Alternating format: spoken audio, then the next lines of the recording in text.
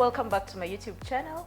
This is a channel where we talk about all things parenting, health, life, and general inspirational issues. Today I'm joined by a lovely lady, Elizabeth Franklin, and she's here to tell us about her journey with Hyperemesis gravidarum.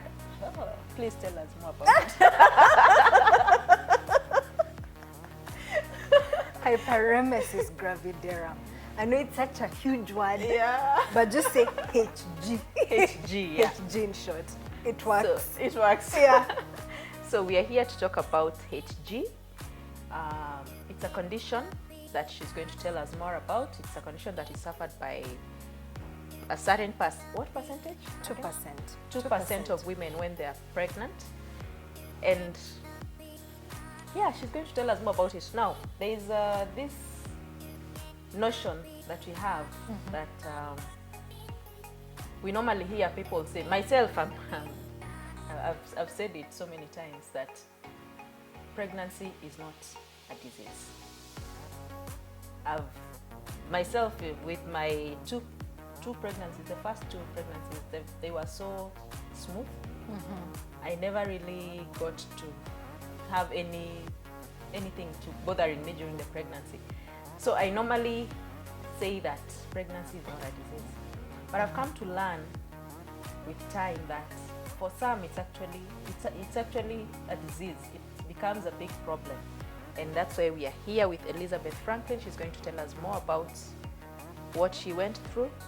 And yeah, straight away, let's hear from you. First of all, those women with smooth pregnancy. Yeah. What did you give God? What did you do to be given smooth pregnancies? Like when I have a support group for women who have suffered HG, and we have no idea what a smooth pregnancy is about, you know. And I think that's a total blessing. On the end of HG, however, when you are pregnant and suffering from Hyperemesis gravidarum, let's just call it HG, as soon as it hits, as soon as it strikes, it becomes such a roller coaster that, okay, it comes with a whole mix of emotions with it. For me, I've had it twice. You have two children. I have two children. Yeah. And with my pregnancies, both of them, I have experienced it. How was it between the first and the second child? Which one was it the same, or does it become worse with more kids, or does it get better? It is said to get worse with every subsequent pregnancy. And for some, it doesn't come at all.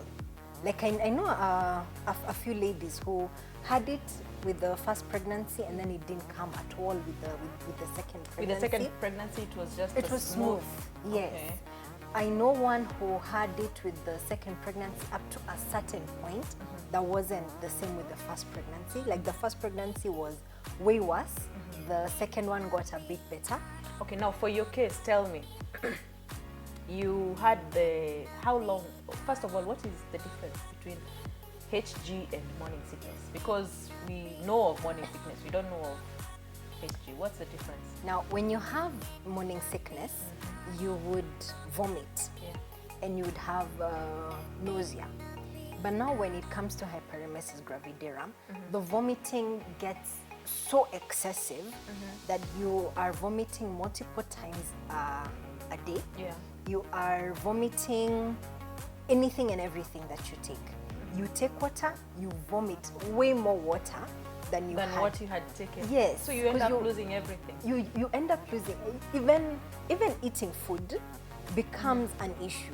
You eat a little bit, you vomit way more. You think about food now that you're very hungry, you vomit just from thinking the thought about food. And you are hungry. You actually you're longing to eat food. But just the thought of it, you keep puking. Now, this is what happens. Once you start to vomit, you're vomiting water. So you vomited all the food, you vomited all the water, the next thing you'll start vomiting is acidic bile. And when it gets very severe, you vomit blood. Whoa. It gets to that point. It gets to that point. It gets to that point. So by the time you get to that point, isn't it even risky even for the baby? Women die. You can die from HG, or your baby could die, or both of you could die. Because you see, as a human being, you can live without water for maybe 3 days. Without food, you can go for about 7 days. Yeah. Without water, 3 days you're done. Now here comes HG, where you're vomiting everything, every single time. You eat, you don't eat, it comes out. You're vomiting bile, you're vomiting. Now you even get dehydrated to the point where now if you are not tended to quickly, you're gonna go. Die, So it comes with hospital admissions a lot often. You will probably need to go to hospital and get IV fluid. Yes. So for your case, what happened? How did it start? At what does it start immediately you get pregnant, or? I found out I was pregnant. Actually, with the first one, it is HG that told us that we were pregnant. Oh. So at around week 6, it just became. It wasn't nausea. It was worse than nausea, but I didn't even know what was going on until I started vomiting, and I'm thinking, I don't like this food, and yet I used to like it. So went and had that checked, and we realized, oh, we are pregnant. But now I kept losing weight. At that point, I didn't even know what HG was. So I'm losing weight, and now my friends are just looking at me and thinking, what are you doing? You're looking nice. You are losing weight.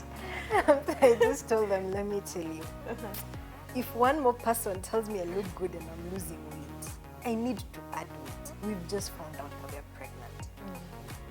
And the next thing, I couldn't understand what it was that was happening.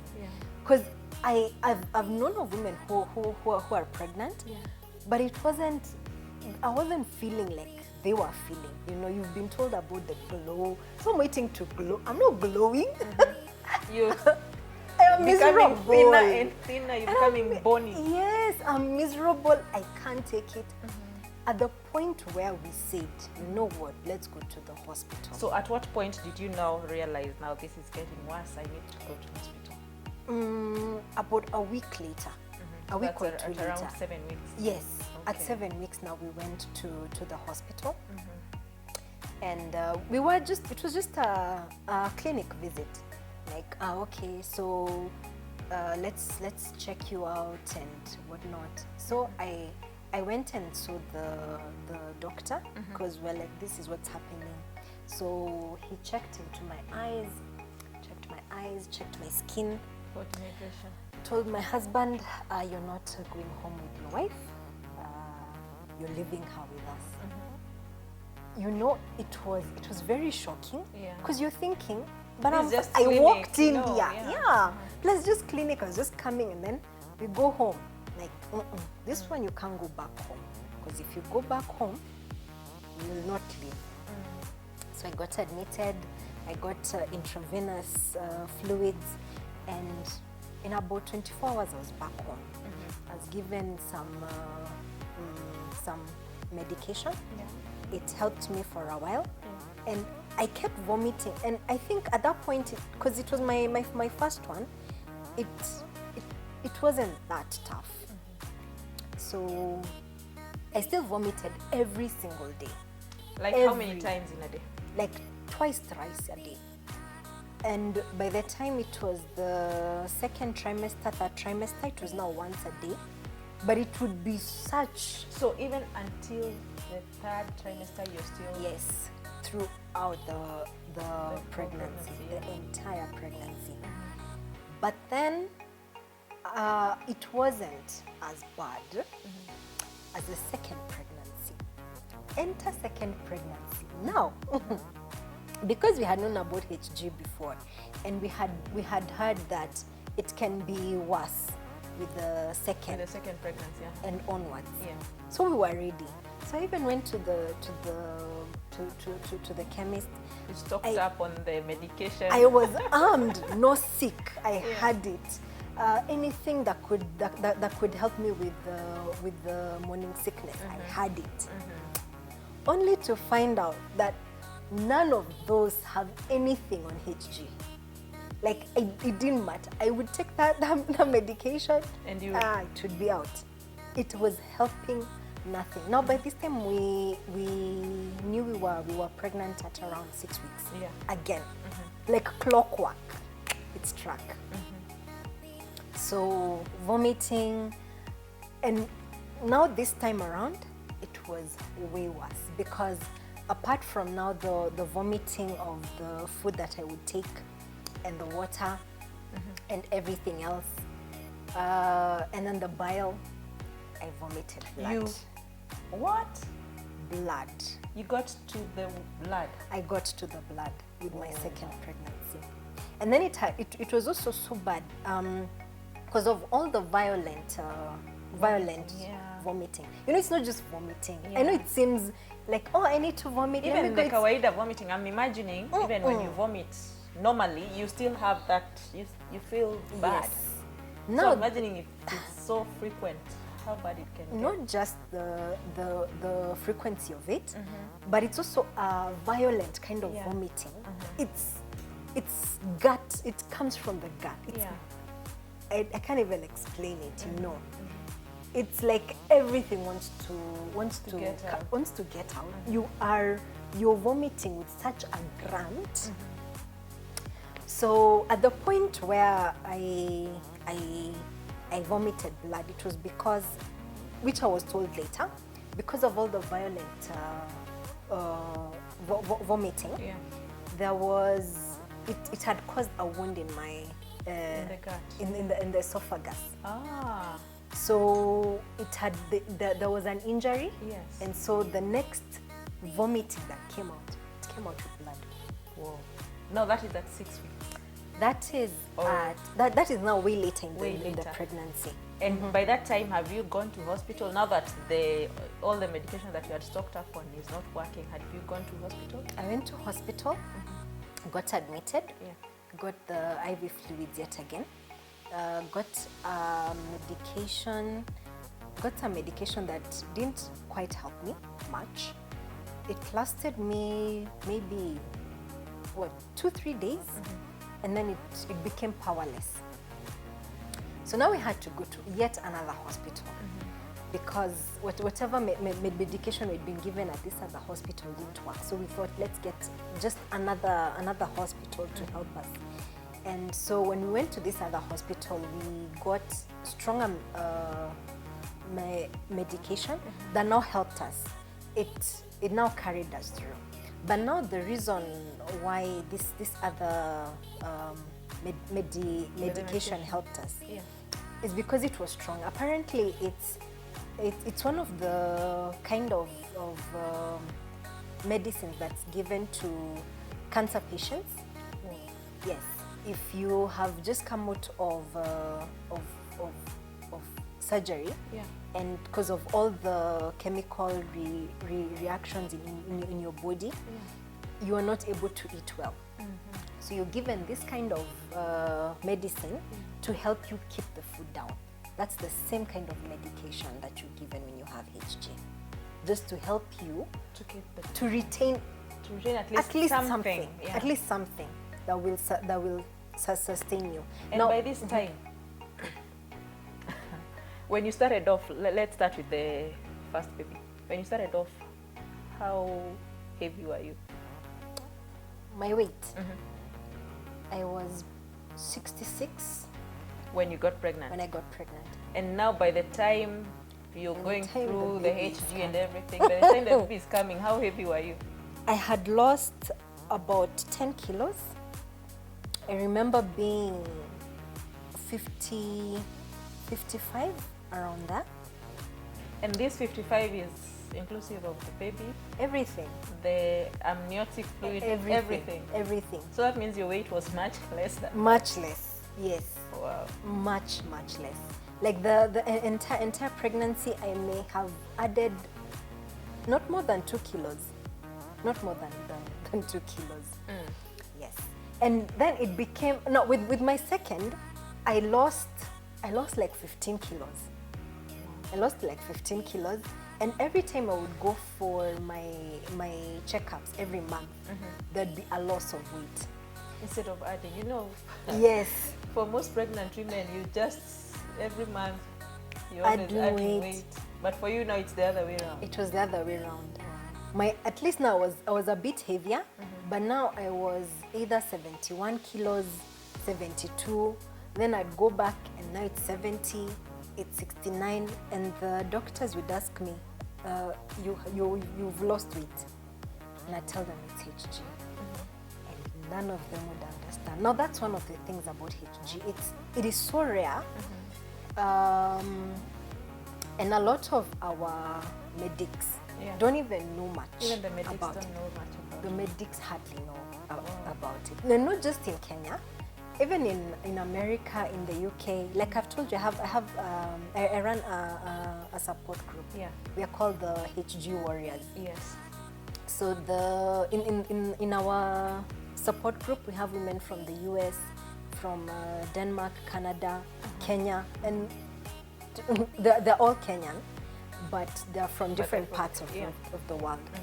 And for each of them, it has been a thing of trying to let one doctor or another know that this is serious. This is more than. This is not just pregnancy. This is not just morning not just sickness. morning sickness. Yeah, like yes, you just try ginger biscuits. I've tried everything, doctor. I have tried everything. So by the time you find that one who actually understands, it has taken a moment. You know, I'm trying to think. With my baby, the one I got the other day, I had a bit of nausea. The first 3 months. With my other two babies, it was so small. But with this one, I had a bit of nausea. And I can say I really felt the first 3 months were really bad for me because of the nausea. I never vomited, but the nausea I was feeling really bad. But now here you are, you have the nausea, you're vomiting. People are telling you this is just morning sickness. How does it feel when someone tells you you can try? Like for me, I used to be told try some white rice and tea. Maybe that can help with the nausea. But now for you, there's all this vomiting. You can't keep anything down. People are trying to tell you try some peppermint, try ginger. Okay. To answer that question, how does it feel? It depends. Number one, do you want to be alive at the end of that, of me telling you, or do you want, how do you want our friendship to be when we are done? You know, because someone asks you, but I mean, pregnancy is just, it's pregnancy. It's just, In fact, for me, my pregnancy was easy. Why you being dramatic? That's yes, for most people. Exactly. People Imagine dramatic? that You're you're not the first one to get pregnant. You know? Oh, it's devastating.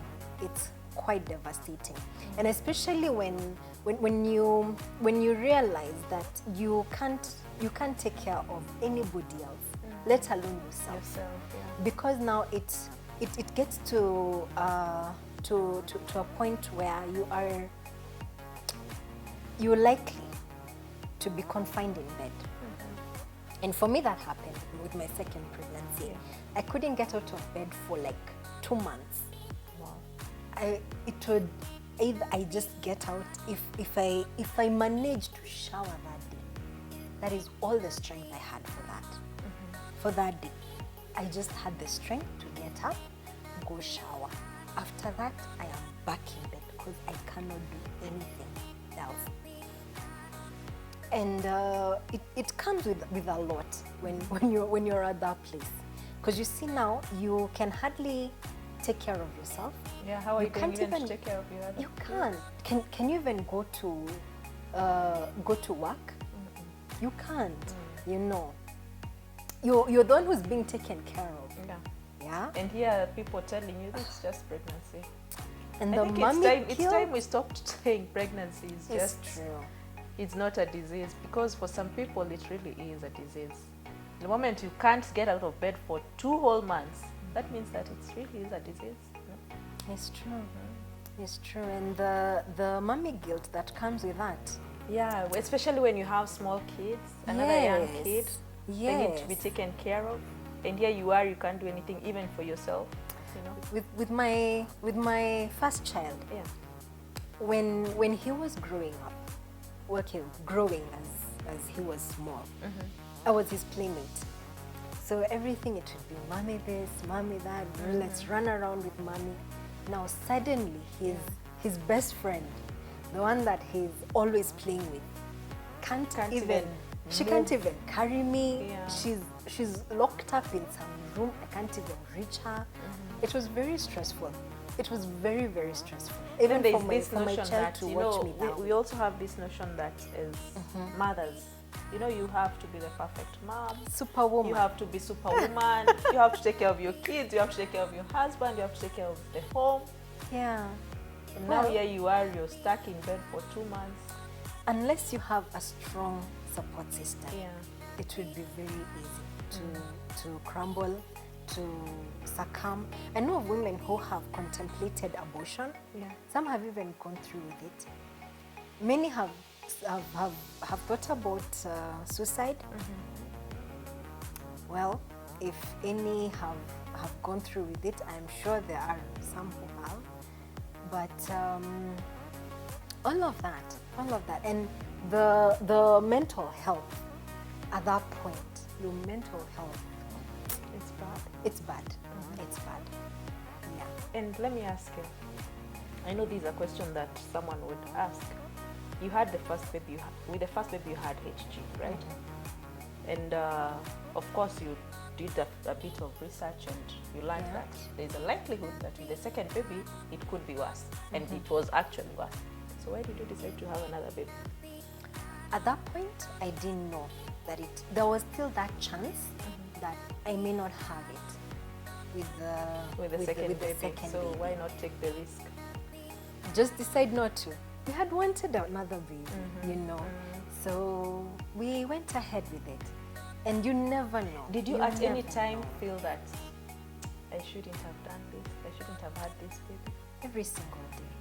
Every single day.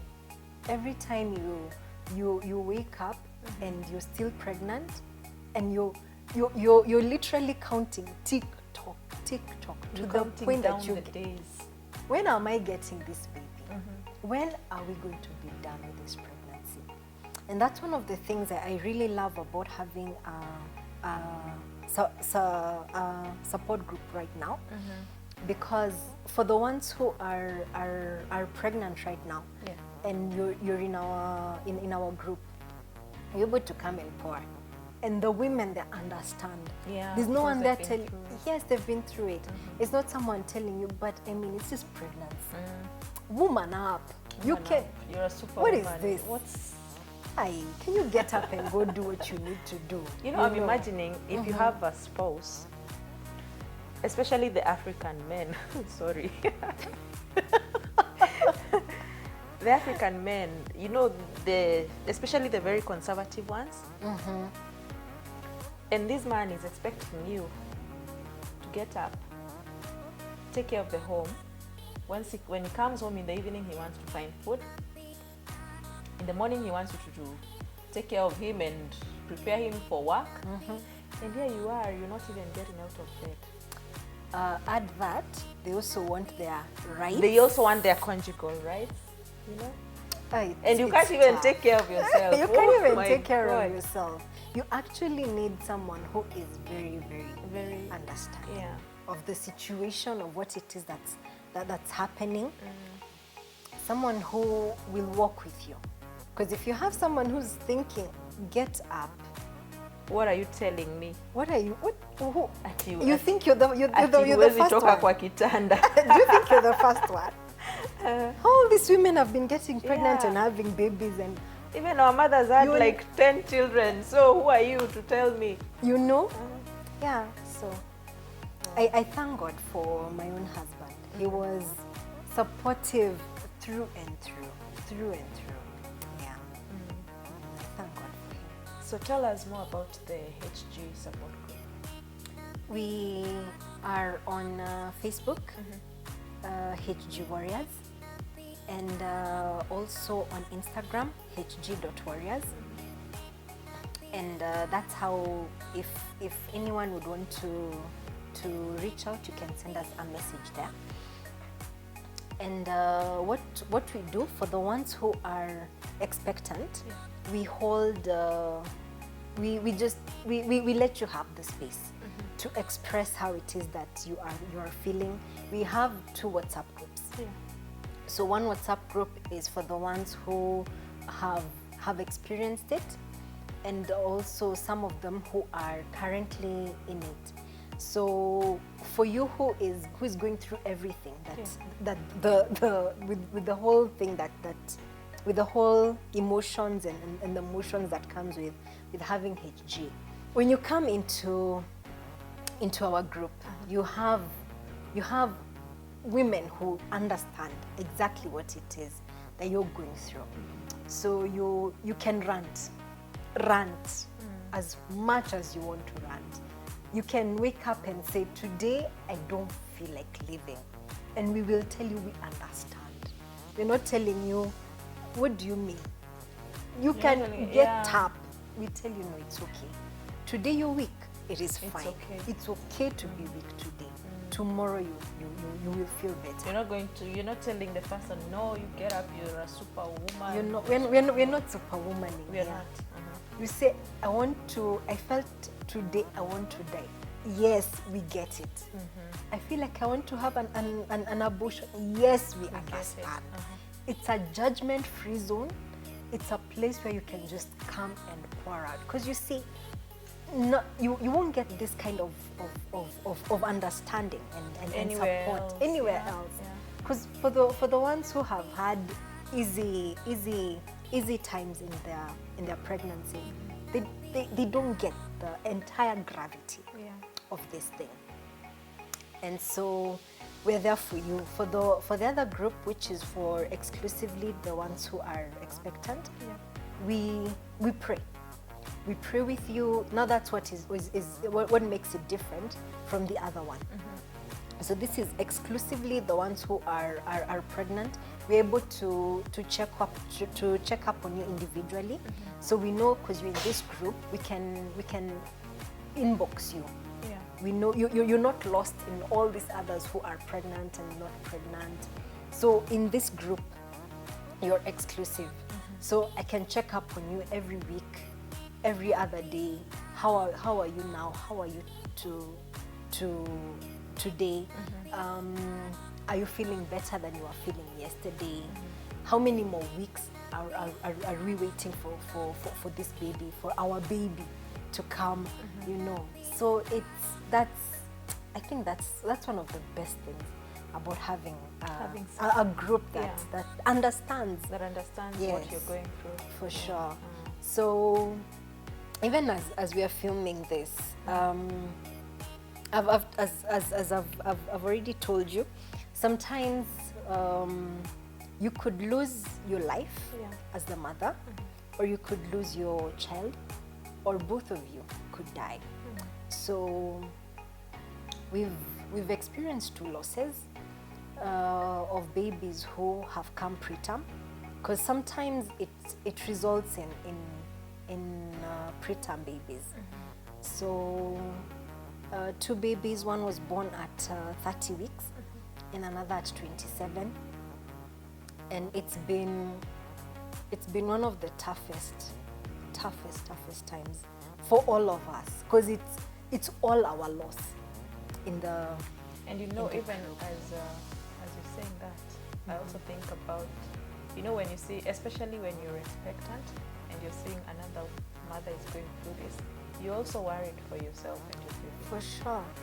For Because sure. you don't know what tomorrow holds. You know. Yes. And let me ask you, the preterm, why is it that these babies come earlier? Because of all the things that are happening, you know. Sometimes it's hormonal issues that are happening. Sometimes it's the vomiting, and it adds in a lot of complications as well. Because you see, when you're not able to take in enough water, your kidneys are also are affected. The baby, the growth of the baby is affected as well. I know of some babies who have been born and they're not able to hit their milestones as they should. Although for the majority of babies, I have seen them grow well and thrive well. But there is a certain percentage that is really, really affected by the fact that the mother had HG. Yeah. For someone to actually become a parent, it takes a lot. You can imagine for someone like me being a parent, it takes a lot to carry a baby for 9 months. Now think about that person who has to carry a baby and you're vomiting every single day, not less than 3 times a day. With HG, pregnancy is actually a disease. So let's understand these women who go through this. And for those men who think that women are just pretending, you're just over, what is it called? Dramatic. Yes, you're just being dramatic for nothing, you know. We need to understand that there are people who actually have it really rough when they're pregnant. So you've heard it from Elizabeth. Thank you, Elizabeth, for agreeing to appear on our channel. Thank you for having me. It's been And such thank an you for honor. hosting us in your house, and we are very grateful. Thank and it's you. good that you have brought out that the issue of HG, because not many of us actually know much about it, and it's good to get people to understand what HG is. And let's not judge other women. When we see someone running to the toilet every now and then to vomit, let's not say that she's just being dramatic. Let's not judge that it's just for a few months and she'll be fine. For some people, it takes the whole 9 months. You can imagine going for 9 months without a break from vomiting. So please, let's not judge each other. Let's understand the women in our lives. Let's understand that being pregnant for some people is actually a lot of work, much more than what the rest of us go through. So we are going to have the husband to Elizabeth coming to talk to us, and he can share with us. Maybe the men can also understand that women need your support. Being pregnant does not mean that you now leave the women alone. You know, in the olden age, we used to have this notion that once a woman is pregnant, once a woman is expectant and they're going through all the motions, then the men just step aside and leave the woman to go through this alone. We need the men to step up and take the mantle and work with the women in their lives.